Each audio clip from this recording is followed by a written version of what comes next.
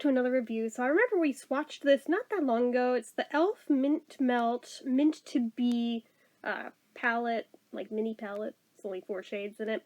So this retailed for $4 when it came out. It's currently on sale for, I believe, $3.20, which, seeing how this performs, even that's being generous. So, just saying, let's talk about it.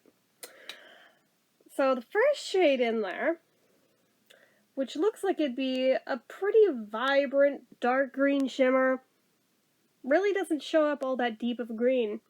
You get the glitter from it. You also get a fuck ton of glitter fallout. Like, you would not believe how much. And it doesn't matter if you apply it with your finger, if you apply it with a brush, if you apply it with a dampened brush, if you apply it with a brush dampened by setting spray, it doesn't matter. It happens no matter what. So it's obnoxious, which is a shame because it is pretty, even if it's not as dark as it looks like it would be in the pan, but that fallout though, like my god. And then the one next to it you would think would be considerably lighter, right? But the way that they wear, they look like the same fucking color almost, even if you have them both on side by side. Like, you can't really tell where one stops and the other begins because they're that close. It blows my mind because in the palettes they look very, very, very different. So why are they so similar when they're on? I don't know. Ironically, the only shade that I thought did particularly well was the shade that I thought I would like the least. And that's that, like, really light minty green there. Like, it goes on and actually is pigmented enough to look like it does in the pan. It's fine, doesn't really have any issues, nothing to write home about. It's just a nice seafoam minty green. It's cool. There's nothing more to say about it. And then the one next to it, I swear it does not really look as dark on as it does in the palette. I topped up with some charcoal in the corners just to make it look a little deeper, but I used it as like the base underneath this look, and you would never know it. And that middle glitter is the lighter one. Let that sink in, that that's the lighter one. That's how close those two colors look. Yeah. Yeah. It's like that. So, I think, in summation, I will rate this a low 2.5 out of 5. Like, maybe even just a 2, potentially, because it's not good. It's not good. I feel disappointed. I expected better out of this. I don't know why I expected better. I hadn't tried one of these little quads yet from them. I bought them. They've been sitting around waiting to be tried. Now I'm scared of the rest if they perform like this. I see why they're so damn cheap. It is e.l.f. at the end of the day, where I have to admit I don't expect a hell of a lot when it comes to their makeup. Their skincare is generally fine for the most part, but there's exceptions to that too. But I mean, it's drugstore makeup. What are you expecting out of it? Well, I was expecting better than this. That's what I was expecting out of it, but I'm just disappointed.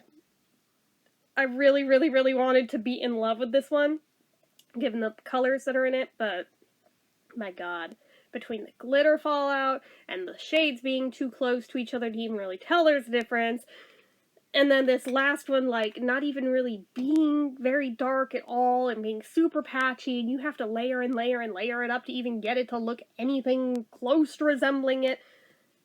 It's more trouble than it's worth. I've got these colors and other palettes from other brands that actually perform the way I expect them to perform, so I don't know. I mean, maybe this will become a very quick pan that palette thing for me, just to kind of hate pan it, get it used up and gone. Thankfully, I don't think these pans are probably very deep. I mean, for how thin this is, how deep could they possibly be? Like, you see the base, and you see the top edges of the pans in there are already set down a little bit, so how much could realistically be in here?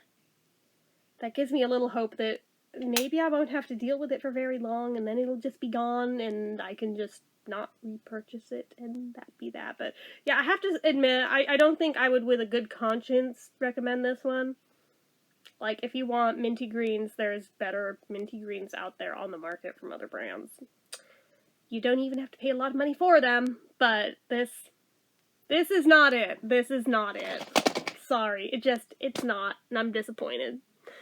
And I really didn't want to be, because with swatches I was excited. I thought this was going to do better than it did. The swatches looked better than it did on the eyes, and I tried it all different ways, with brushes, with fingers, different ways with different brushes. It just didn't matter at the end of the day, so it is what it is. Like, even the look right now is probably the best look I have gotten out of it of all the different ways I've tried it, so, I mean, it's okay-ish, but it's nothing to write home about.